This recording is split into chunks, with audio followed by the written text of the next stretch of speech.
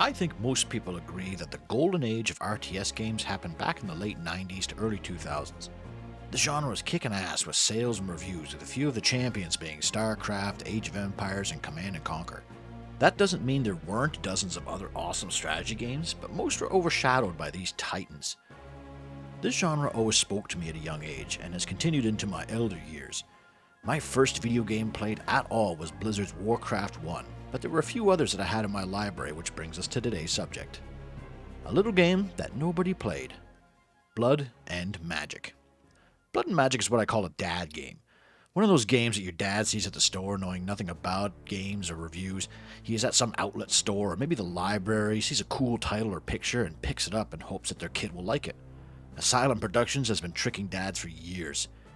The kid asks for the new Transformers movie only for the poor dad to come home with Transmorphers. With games, it is a little different, especially back in the 90s. Hidden gems were abundant, and although they didn't have AAA budgets, they were all still bangers. Back when games were risks, made by passionate developers with outlandish ideas. This was before the internet, and word of mouth was slow moving as well. And for my humble handyman father, he often would come home from his big long work trips with a new dad game to try. Stronghold he found in a bargain bin in a mall somewhere. Nox he found at Radio Shack. Red Faction he borrowed off my uncle. And Kingdom Under Fire, which has been one of my favorite games of all time, they found at Blockbuster. I still remember my history with Blood and Magic. I vividly remember the sounds and graphics and missions, and then nothing. Out of nowhere, the game ceased to exist.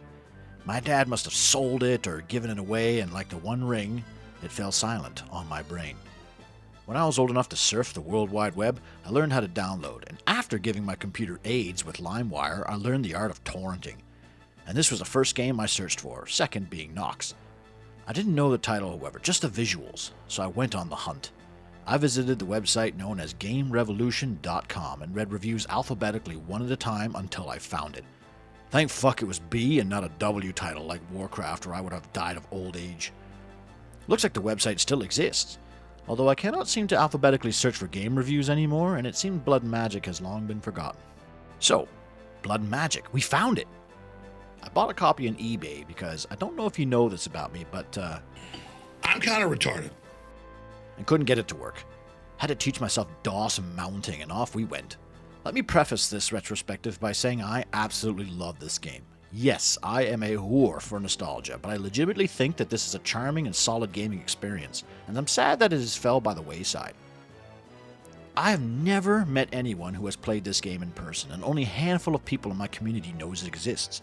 It was the very second video and Let's Play series I ever uploaded to this channel, long before Admiral Iddy was even conceived. Someone who worked on art for the game even commented on my little baby video. I do, however, recognize that it is far from perfect, so just know that any negative things I say about this game is out of love. Bitch! I love you! So, what is Blood and Magic?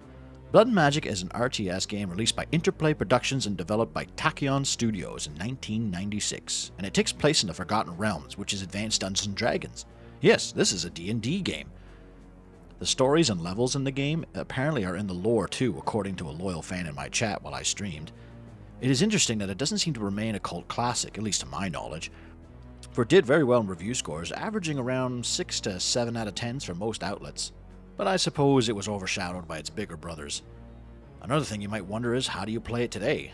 Unfortunately, it cannot be played on any platform legally, and thus is abandonware. You can download it there for free, but you will need DOSBox emulator program to get it running. You can either DOS it up manually, or I learned that you can just drag and drop key.exes onto the desktop icon for it to launch automatically for you. Install, then bam, main, and then you're off. Blood and Magic bears a resemblance to Warcraft 1 with its pixelated sprites and overall game loop, but it actually has better controls. It has right-click movement, unlimited unit selection, and easy click spells for units. It does have different resource gathering and building, but it shares Warcraft 1's dumbass pathfinding AI. Controlling any more than 2 to 3 units is a nightmare in this game, but, like I said before, you have unlimited unit selection. The demo that plays if you idle in the main menu even lets you interact with the level as if you were watching a bot match. If only you could play multiplayer and spectate for real. As for visuals, I absolutely adore Blood and Magic's art style and presentation. I'm definitely biased though, and I'm blinded by nostalgia, but I love everything here. The units all have a distinct and clear look. You can tell that this is a warrior and this is a wizard. They even have idle animations. The maps and structures are beautiful too, lots of great colors and everything is themed per level. Your production buildings even vary from level to level, which I always thought was a cool detail. It made me want to build every building I could in every level just to see what they all look like. The animations are all really solid too. There are a large variety of units and each has a unique movement, attacking, recoiling and damage and dying animation, and some of these are pretty gnarly. Does this ranger's head literally roll off to reveal his spine? Metal, bro. You can see the paladin's soul leave his body and the gnome melt into goop. All of these are awesome. The sound is also pretty good. There are some stock sound effects for attacking, punching, and dying. Your warrior has been killed. But every level has a unique soundtrack, and all of them are really fun and really suit the setting they are in. Props to Ron Saltmarsh, who Wikipedia says is the composer. From a haunted graveyard level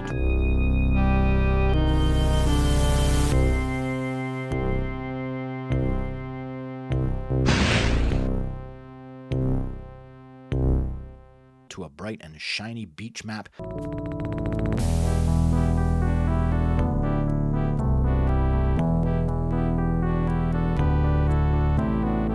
The music will enhance the atmosphere.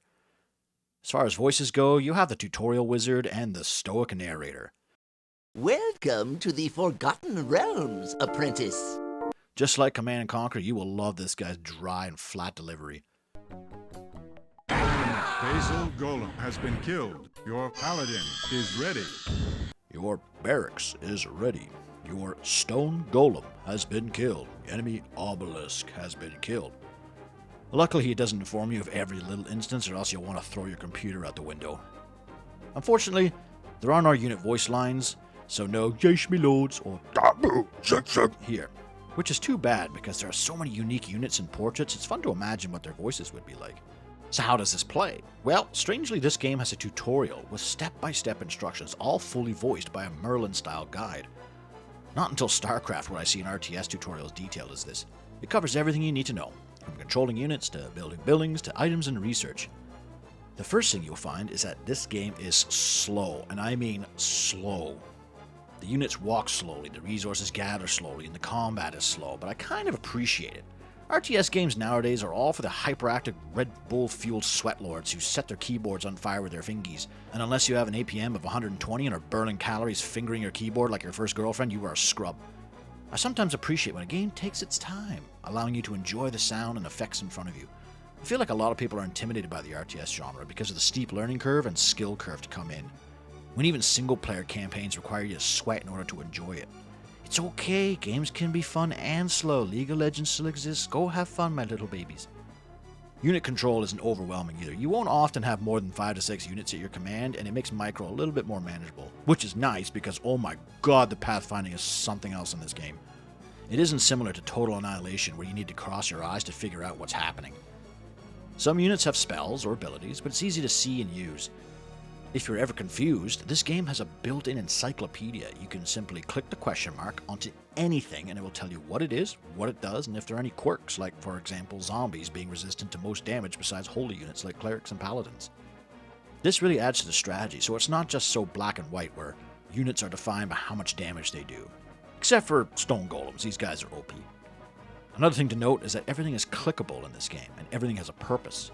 The map is tile-based, and every single spot of land has a trait, from open fields to swamps and rubble. These tiles do things like damage increases or armor decreases or movement hindering simply by standing on them, so Obi-Wan and his high ground actually matter here. This game also is really simple with maths. No percentages or rock, paper, scissors. Warrior does 5 damage, enemy has 2 armor. Warrior does 3 damage. See? Simple. Even I can understand it. Every unit does do a minimum of 1 damage though, so if you have 5 armor, you probably won't need any more. Except for wizards, who do a minimum and maximum of 2 damage to anything, making them a counter to highly armored units like stone golems. Some units are better in different terrains, like zombies in swamps or druids in brambles, and flying units are typically weaker but can travel freely anywhere. The maps themselves can be hazardous too, with fire spouts and neutral monsters and traps, bridges that can be tampered with. Scattered throughout the maps are various items from healing potions to damage boosting gear and even some story specific objects like keys and machine parts. They even have a neutral creep called a Brigand who runs Mach 10 picking up multiple items. If you catch this little shit, you can get a treasure trove of goodies.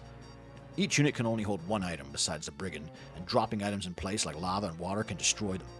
Almost everything in the maps are interactable too. Every neutral structure or signpost can be destroyed, which actually leads to a lot of goodies, or pissed off peasants who revolt because you leveled his home in search of mana orbs.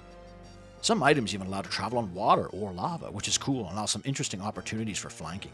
Now this game on paper functions like any other RTS at the time. Build workers, build buildings, gather resources, and kill the bad guy. Blood and Magic differs in the mechanics of the game. Each player has a Blood Forge, an immortal tile that spawns your worker units, the Basal Golems.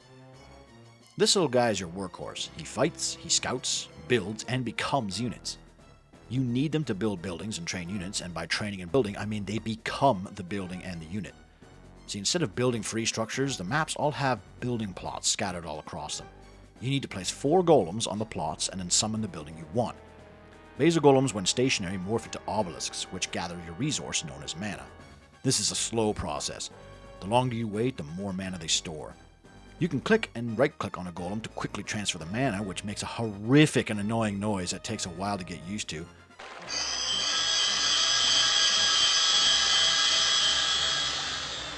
The frustrating thing here is once it reaches 10 mana, they will sit here for a long time before it auto-transfers the mana. I think it would serve the game better by simply auto-transferring the moment you reach 10. This way you don't have to constantly go back to your stash of golems and to click on each one. Once you have a building, you only have to bring a golem adjacent to your structure and then transform into whatever unit you wish. They then enter the sci-fi looking metapod, not this metapod, and then become the unit. But be careful, these pods can be killed, and then your unit is gone forever. This is where I have a big problem with combat. At any time, any unit can be recycled for half their cost wherever they are. This means it pays to not allow any of your units to die, because if they die, you get nothing. But if you recycle, you get money. So you can time your maths out on the very last hit before a unit dies and simply recycle and boom, everybody wins. I don't like this. It basically turns the game into a bunch of armies teleporting back home when they fight, which kind of ruin the experience and take away from the risk to the reward. The beautiful and interesting death sounds and animations are now not being experienced, so that hard work making them was wasted. You might as well program the units to recycle automatically if this was a PvP game. You can bring any unit back to your Blood Forge, where you can then turn them back into a Basal Golem if you're desperate for workers, and I think this should work the same as recycling. I would say the unit needs to retreat back home in order to recycle, which promotes micro and tactical retreats. It would be a risk moving out into enemy territory, for if you lose your squad, it's gone. But if you take a few hits and then fall back accordingly, you can heal them up, or recycle them, or train them into a new unit. You might say to yourself, why not just stand in the Blood Forge to block the golems from spawning? And yes, you can do this. However, your unit takes damage as they stand on enemy Blood Forges, so will eventually die to mitigate this. However, if you have enough units, you can just spawn camp it, or just rotate units onto the forge to slow the enemy down. There are 5 buildings to build, each with 4 to 5 units to train from, with a few overlaps. The Ranger, for example, can be built at both the barracks and the Arbor Lodge, and with everything you build, kill, or create, you get experience. With this experience, you can research higher tech units from your structures, but each campaign only gives you enough for maybe 2 to 3 higher units, so it's best to plan ahead to your strategy, or to what buildings the story gives you, as each campaign kind of has a theme to it. Also, some levels give you unit research for free, so if you research a Ranger on level 1, you will waste the experience for level 2, as you get it for free regardless. This sucks for new playthroughs, but once you play once, you get a knack for what to go for. It's stone golems. So, the barracks does exactly what you would expect. It allows you to build solid melee, ranged, and elite infantry, which is always a good choice if you cannot decide what to use. Arbor Lodges are druid buildings with various beasts and nature affinity units. Crypts build various undead, runestones make your wizards, golems, and worms, and the temple lets you build various healing and holy units. Higher tier units usually have specific spells or powers which cost mana, your primary resource that makes them, and some of their abilities are pretty nutty. Odd how this resource makes units and cast spells. Imagine if StarCraft Dark Swarm cost 150 minerals. But if you have a good economy, the Paladin, for example, is pretty much immortal, as you can heal itself for 10 mana as long as you can click it. The AI sometimes exploit this, as some of the healing units can seemingly last forever since they cheat resources. The AI can run out of money, but they have a massive boost to gather rate. For the player, even without golems, you will get a small uptick of money over time, and the enemy gets a colossal boost to this tick rate. Golems can also turn into walls called a turret here, but I don't find much use for these. and if one section of your wall dies, the whole wall dies, which defeats the purpose. There are enough chokes and walls in this game as it is. Just like Warcraft 1, since this is a strict square grid game, formations are key. Covering your angles and your funnels will make or break your game. This leads me to the AI. So the AI exists, that's as basic as I can put it. They seemingly wander aimlessly around each map until they run into something to fight. They sometimes react when their buildings or keeps are attacked, which are the winning objectives in some maps, but overall they kind of randomly behave. Sometimes they rush you off the bat with a massive force, sometimes they just mill around waiting for you to come to them, and sometimes they actually move around and expand. They seem to have a hate boner for weakened units and will march across a map to hunt one 5-health golem, so you can't exploit this. If you destroy all their buildings, they will eventually rebuild, but for the most part the game makes the levels more challenging by simply giving the AI more and more starting units to get in the way. You won't be too challenged by tactics here. I don't think I have ever actually lost this game. If I came close, I would just restart or reload, which is a shame because there are actually some really beautiful failure screens showing your character dying or being defeated. I had no idea these even existed until testing for this video, and it's a shame. These look great, so kudos again to the art team. This game is rather imbalanced too, not only in the units but in the maps and objectives. Each chapter has a theme and usually a starting building, and more often than not, the buildings they give you are vastly inferior to the enemy. I'm looking at you, Temple and Arbor Lodge. So you're better off destroying your own buildings to rebuild a structure you actually want. And when it comes to maps, the building plots and buildings you start with sometimes are miles away from the Bloodforge. This means you'll be marching your golems for ages to get to the building and turn them into a proper unit, and the AI can often intercept or block off your route by accident. Sometimes you're forced to just mass golems and try your luck, which can be a pain. Some levels even have your buildings across damaging tiles like lava, so your units will be weakened by the time they reach the structures. One level in the Nuts and Bolts chapter is the worst example, as your only building is through an entire enemy stronghold across the map, and the enemy often wanders into it before you can even spawn an extra golem. They also start with 4 building plots already claimed, so you cannot sneak to another and try a different building without attacking their base, and nothing but basal golems. This adds artificial difficulty to some scenarios, yet it's still fun since the maps are asymmetrical and interesting to explore. There are a variety of objectives to keep the game interesting, such as defending or destroying a monumental structure, gathering 3 keys or objects and bring them to a specific zone, or opening prisons to release peasants who fight for you. More often than not, the objectives are to kill everything, and that's fine. I don't mind a simple macro kill everything mission. I find that modern RTSs, think build and destroy missions, are too boring for today's kids, and they have to have complex timers or objectives, and sometimes it's just like, let me run wild and kill everything. So that's basically it for the RTS mechanics of the game. A rather unique take that isn't too complicated and micro-intensive, even though it is a little imbalanced. So let's go into the campaign. Upon starting, you will be greeted with a world map with territories to choose from, but only one territory to actually select. I have them all unlocked already, but Howl of Vengeance is your only option on a new profile. When you hover over the various levels, your narrator relentlessly says them out loud like dubbing on YouTube videos. And Bolts, Harvest of Horrors. Matchmaker Mayhem. Tartaron Unbound. Howl of Vengeance. There are 5 chapters all separated into 3 missions each for a total of around 15 levels, but there are 2 versions of each chapter, meaning you get around 30 levels worth of gameplay for now. Once you select a chapter, you're greeted with a series of still images with a poetic story narration laying the foundation for the chapter. It has an old fairy tale storybook feel to it, and it does a fine job of setting the stage, and the art is awesome here. It really is creative and detailed and paints the picture well. After the intro, you have a choice to make, red or blue. Yes, this game lets you play as both sides of each conflict, playing the levels in reverse order depending on who you play, which is very cool. The first campaign, the Howl of Vengeance, has Hrothgar the Raider conquer the kingdom and the vengeful Aelric the Avenger using necromancy to reclaim the nation for his people. This is what I like about this game. Every faction can be somewhat related to, and most are unclear whether they are good or evil. You would think that Hrothgar is the hero. He's a normal-looking human whose forces are blue, and his rival is a red, black-armored necromancer who uses zombies to kill his enemies. Aelric is actually the hero here, as Hrothgar killed the king and claimed the crown, while Aelric in desperation summons the undead to free his kingdom from tyranny. So playing each chapter twice feels fresh, as you get different starting units, different starting maps, and different objectives. Hrothgar's final mission sees you sieging a dark fortress in the abandoned city of Old Stone Keep.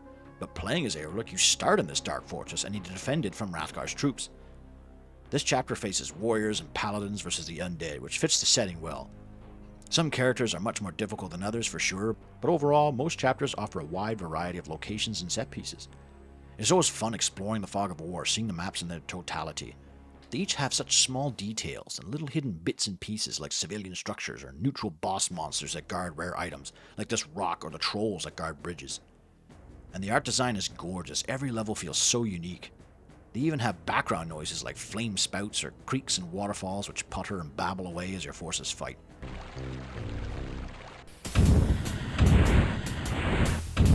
After Howl of Vengeance, you have more options of stories to play, but typically you would move on to Matchmaker Mayhem, which faces the brash Princess Roxana and her druidic forces of nature versus the stone and spells of various suitors who compete for her hand, like Brian the Bold. Here you can fight off the suitors as Roxana, or win her heart through persistence as Brian. Tartaron Unbound is probably the most forgettable campaign. It is a fairly bog-standard Council of Good fighting the evil Dark Lord, but the levels are still fine enough, especially the Realm of Tide, which is almost entirely water and beaches with a great soundtrack. Nuts and Bolts is when the difficulty takes a turn. You have Wormskull or Gyarados the occasionally good on their journey to build the Juggernaut or destroy the Juggernaut. The difficulty comes from the levels themselves. The first level of Wormtongue is the one I referred to earlier, where your start location is ludicrous and you're reliant on RNG from destroying boxes to hopefully find free mana orbs to add to your resources. The second level is one of the levels from the demo, the Puzzle Palace, and this level is fucked but cool. It's a series of linear paths with traps, switches, bridge controls, and wild gorgons flailing around. This level is really easy to cheese though. There is one bridge from the enemy spawn to the rest of the map, which can be turned on and off. So if you block it with a unit and have another on the controls, you can literally insta-kill any unit that stands on the bridge, and the AI does not know how to deal with this. The AI does make Furies, however, which are fast-flying damage angels of death who cannot be killed by normal means other than the unit that they are targeting. They die over time, and when they target a unit, they will hunt and kill it no matter what, and no matter the cost. In fact, it's the only thing you can do when you train one is attack. You cannot even issue a move command.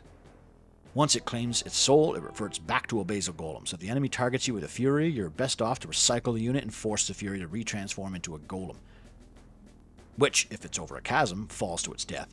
They are essentially a long-range missile. You build one, launch at an enemy target, and the target dies. Playing as Wormskull, this level forces you to find pieces of a machine that can be anywhere, including areas that cannot be reached by units. So unless you tech up into a gargoyle, you are fucked, and this can take ages. The game is slow enough, but this objective sucks. The rest of either side revolves around the super boss of this game, the Juggernaut, which is a neutral giant golem which attacks everything in sight, has insane health, and can run over and insta-kill any ground unit. Gyarados needs to kill this pain in the ass, and Wormskull needs to keep it alive. One of the levels in the chapter is a city that is slowly burning over time, which is pretty cool. It is a maze of alleys and streets, but if you take long enough, the city will eventually collapse, but you can certainly burn the buildings yourself to make paths. Harvest of Horrors is a wildcard and brings in the rear with the gear. It adds an entirely new faction of monsters for the very evil campaign Red Fang the Reaper versus Harridan the Hermit, who is definitely not Gandalf. I know I said many of the characters are not just good or evil. I mean, Tartaron at least was in prison for generations and just wanted to be free, but Red Fang the Reaper is just bad.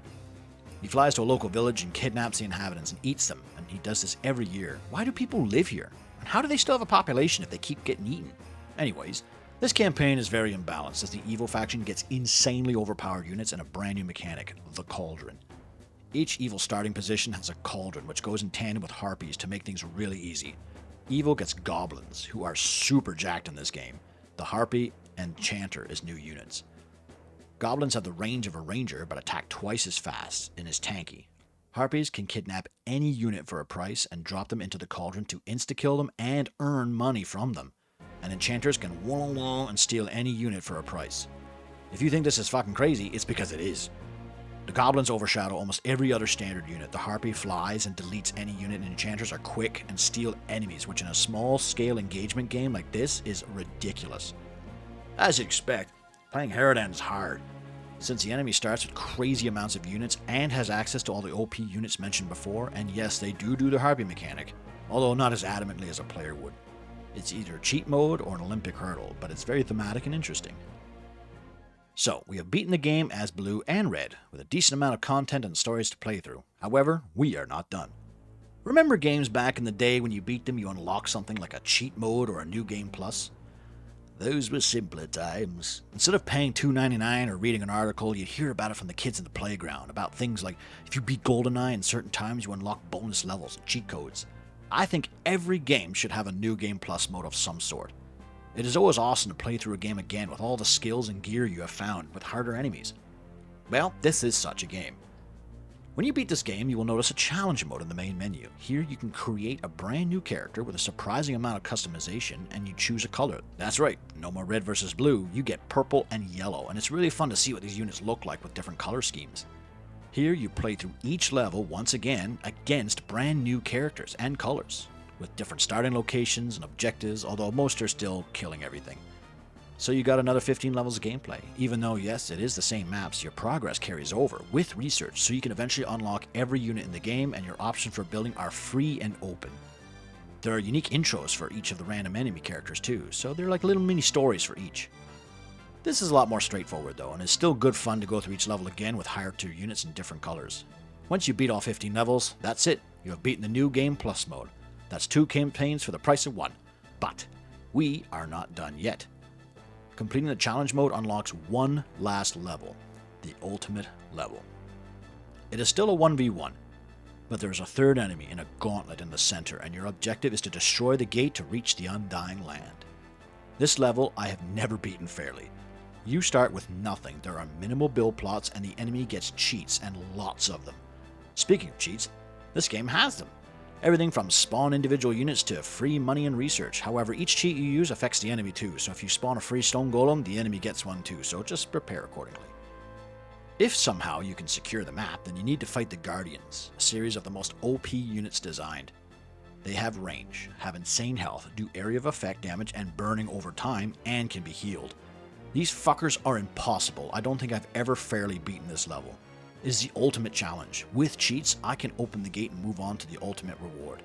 The knowledge that you beat the game that nobody remembers.